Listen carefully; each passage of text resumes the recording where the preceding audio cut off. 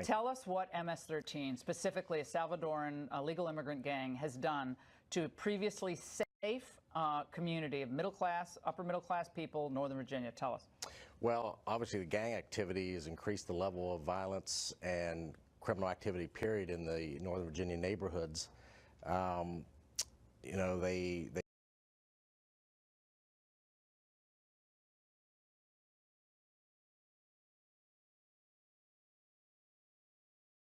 show this image of power and respect, when in reality, it's not power and respect. But what are their tactics? MS-13, well, what is their tactics? What do they do? Well, their tactics is about having respect. So if you don't respect them, then they're going to retaliate with violence, and it's going to be pretty brutal violence. Where do they recruit people? So they go after kids, especially kids from the Latino communities, especially the unaccompanied minors who are brought here. What we just talked about. They're being sent via commercial airlines all across the country to, quote, sponsors. By the way, a lot of the sponsors themselves are illegal immigrants.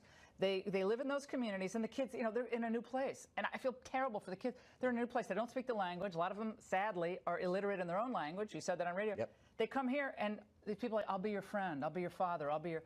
And suddenly they're in it. Exactly. They're very vulnerable, and the gangs know it, and they exploit that. They exploit their lack of family structure, their relationship issues, everything. I read recently about decapitations. Again, some of these are reported and some are not. Correct. Decapitations, yes. Manassas, Virginia. Again, Manassas, Virginia, a quiet bedroom community in Washington, D.C. When I came here 15, 20 years ago, it's like a different place. Yes. Yes, the activity in gangs has increased exponentially. The ruthless, brutal, violent crime that they're carrying out now, it's much worse than it was 20 years ago when we first saw the gangs emerging. And it's not just MS-13. There's Florencia 13. There's a Latin Kings. L.A., Chicago has these problems. Yes. What do you do? They're here now. These illegal immigrants, and this is an illegal immigrant-based gang. Yes. What do you do? I mean, you find them, you try to deport them, but this takes a long time and a lot of your manpower. Yeah, we're not going to arrest our way out of this problem. We have to have programs that intervene and prevent these kids from joining the gangs in the first place.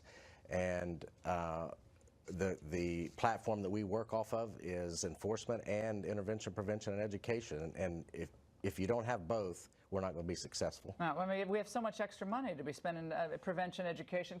Our American citizens need prevention and education.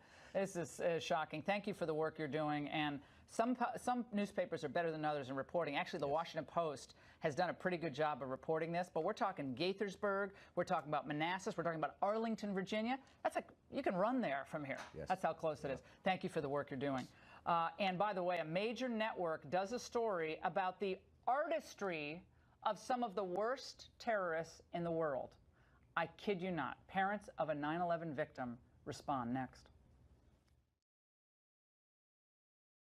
This is Alaska, man. This is our second chance. We got. I'd love for either of you to respond. Well, I was particularly disturbed that when they came to our house and they interviewed us, that the only thing that they put on the TV was that we were in objection to the art being shown, and that we objected to some of it possibly being sold. We objected to a number of things. First of all, we were very upset that nobody in the college thought it responsible to reach out to the families about this art. This is a public institution. We pay taxes in New York City and New York State. We fund this institution. And so we are funding this art being shown. And Al, and of course your wife's talking about the John Jay College of Criminal Justice, where ironically, a lot of the firefighters and police and their families who responded on 9/11 attended. Exactly. That's another insult here. But I think who in their right mind would have thought this, you know, not far away, by the way, from Ground Zero, that this would have been a good idea? Al, go ahead.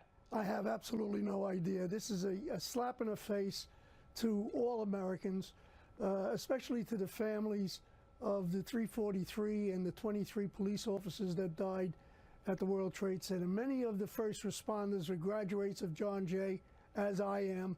I'm an alumni. I received my master's and my bachelor's at John Jay.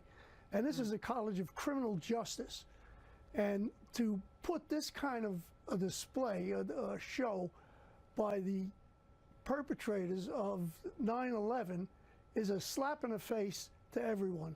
And not to ask or even bother to notify the families that such a thing was going to happen. I found out by chance through somebody who had heard about it.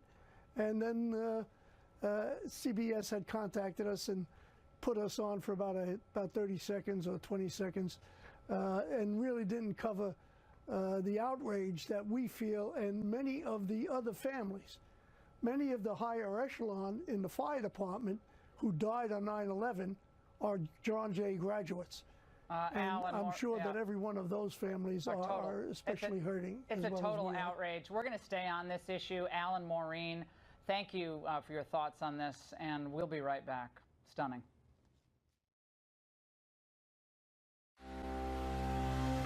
I can do more to lower my A1C. Because once weekly, truly easy to use. Another great hour ahead. Shannon Bream broadcasting live from Jerusalem, Israel. She has an exclusive interview with Vice President Pence.